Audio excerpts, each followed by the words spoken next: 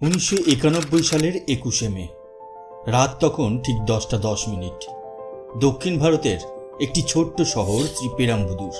কয়েক মুহূর্তের মধ্যেই ভারতের রাজনৈতিক ইতিহাসের সবচেয়ে ভয়ঙ্কর হত্যাকাণ্ডটি ঘটবে এবং সেই বিস্ফোরণের পর শুধু এক ব্যক্তি নয়, কেঁপে উঠবে গোটা দেশ। ভারতের প্রাক্তন প্রধানমন্ত্রী রাজীব গান্ধী জনসভায় এসেছিলেন কথা বলতে, কিন্তু কথা শেষ করার আগেই একটি মেয়ে এগিয়ে এসে মালা পরিয়ে দেয় এবং ঠিক তখনই ঘটে যায় ভয়ঙ্কর এক বিস্ফোরণ।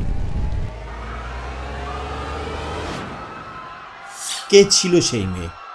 কেন এলটিটিই এই হত্যার পেছনে ছিল?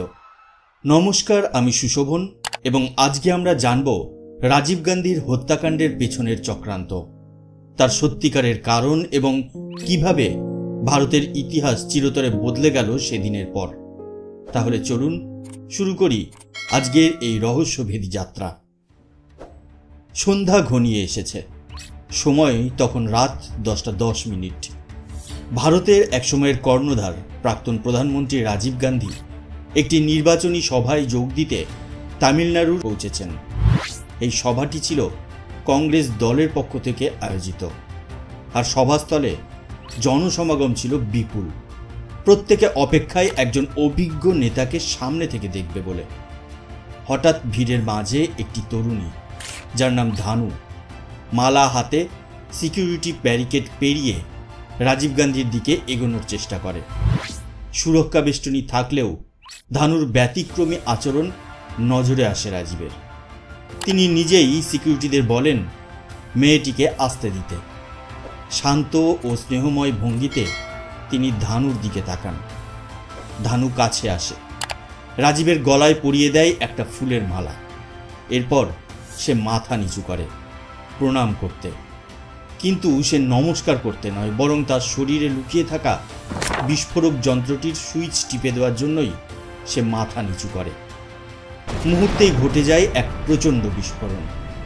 রাজীব গান্ধী এবং আরও 15 জন নিহত হন সেই বিস্ফোরণে। রক্ত, ধোঁয়া, কান্না আর আতঙ্কে স্তব্ধ হয়ে যায় গোটা সভাস্থল। এই ঘটনাটি হঠাৎ করে হয়নি, এর পেছনে ছিল এক দীর্ঘ রক্তাক্ত ইতিহাস, যার সূচনা হয়েছিল 1970-এর দশকে শ্রীলঙ্কায়।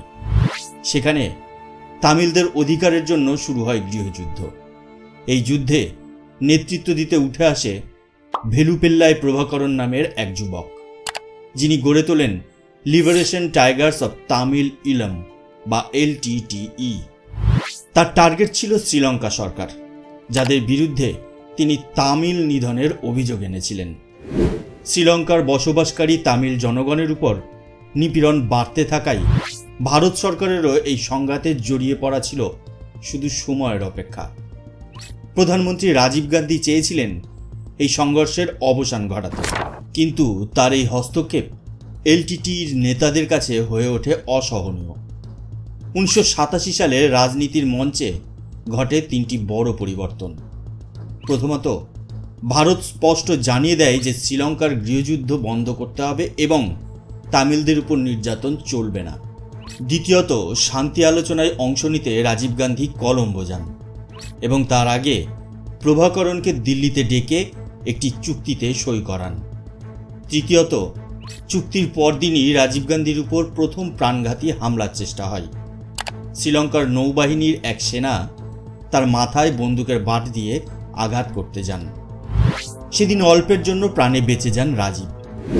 এই হামলার পর প্রভাকরণ নিশ্চিতভাবে রাজীব গান্ধীকে নিজের সবচেয়ে বড় শত্রু হিসেবে বিবেচনা করেন। ভারতের প্রধানমন্ত্রী এখন এলটিটির হিট লিস্টে। রাজীব গান্ধী সেদিন নির্বাচনী প্রচারে বেরিয়েছিলেন। সন্ধ্যায় বিশাখাপত্তনমে একটি সভা শেষ করে তিনি শ্রীপেদাম্বরুতে যাওয়ার পরিকল্পনা করেন, কিন্তু এয়ারপোর্টে এসে জানতে পারেন তার চার্টার্ড ফ্লাইটে যান্ত্রিক সমস্যা দেখা দিয়েছে। সেখানে কিছুক্ষণ অপেক্ষা করেন তিনি। এরপর নিজের পরিকল্পনা বদলান, এমনকি গাড়ি চালিয়ে ফিরে যাওয়ারও সিদ্ধান্ত নেন। তবে ঠিক তখনই খবর আসে প্লেন ঠিক হয়ে গেছে। সেই গাড়ি রাজীব নিজেই ড্রাইভ করছিলেন এবং এটা নতুন কিছু ছিল না। তিনি নিজেই নিজের গাড়ি ড্রাইভ করতেন। রাজীব গান্ধী নিজের মতো করেই আবার গাড়ি ঘোরান এবং দ্রুত বিমানবন্দরে ফিরে গিয়ে চেন্নাইয়ের উদ্দেশ্যে রওনা দেন। রাত প্রায় 8:30 নাগাদ তিনি পৌঁছান চেন্নাই এয়ারপোর্টে, যেখানে কংগ্রেস নেত্রী মারাগাথান চন্দ্রশেখর তাকে অভ্যর্থনা জানান। সেখান থেকে গাড়িতে চেপে 30 কিলোমিটার দূরের শ্রী পেরাম্বদুরে পৌঁছান তিনি। নির্বাচনী সভাস্থলে তখন হাজার হাজার মানুষ ভিড় করেছে। মঞ্চের সামনে ছিল ইন্দিরা গান্ধীর একটি মূর্তি।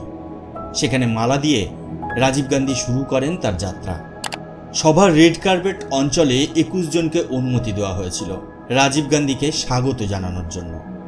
এদের মধ্যে ছিলেন মারাগাথান চন্দ্রশেখরের সহকারী A.J. ডসের পরিচিত কয়েকজন। এই দলে ঢুকেছিল কোকিলা নামের একটি ছোট্ট মেয়ে, যার দায়িত্ব ছিল রাজীব গান্ধীকে একটি কবিতা শোনানো। এই সুযোগকেই কাজে লাগায় হত্যাকারীরা।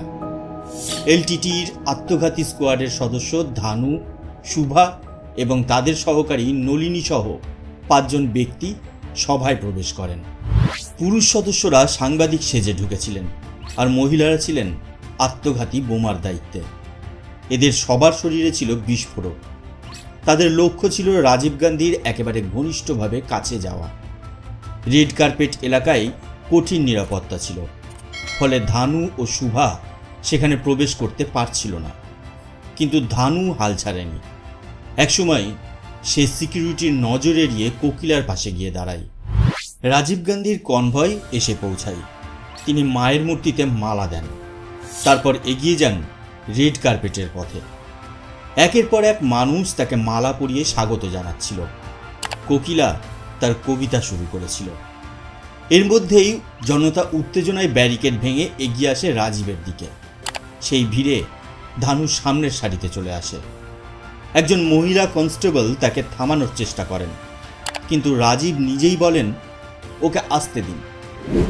ধানু সামনে এসে রাজীব গান্ধীর গলায় চন্দনের মালা পরিয়ে দেয়।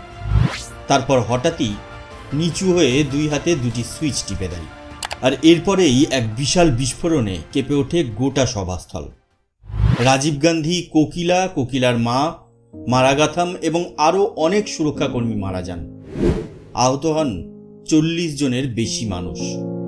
একজন সাংবাদিক, হরিবাবু, যিনি ঘটনাস্থলে ছিলেন, তার ক্যামেরায় ধরা পড়ে বিস্ফোরণের আগ মুহূর্তের 10টি ছবি, যা প্রমাণ হিসেবে ব্যবহার করা হয়। এই হত্যাকাণ্ড বদলে দিয়েছিল ভারতের রাজনীতির গতিপথ। এটি ছিল ভারতীয় উপমহাদেশে একটি গুরুত্বপূর্ণ মাইলফলক, যেখানে সীমান্তপারের একটি গোষ্ঠী পরিকল্পনা করে হত্যা করল এক দেশের সাবেক প্রধানমন্ত্রীকে। রাজীব গান্ধী শুধু একজন জননেতা ছিলেন না, তিনি ভবিষ্যতের সম্ভাবনাও ছিলেন। তার মৃত্যু শুধু একজন রাজনীতিকের অন্ত নয়, একটি সম্ভাবনার অবসানও বটে।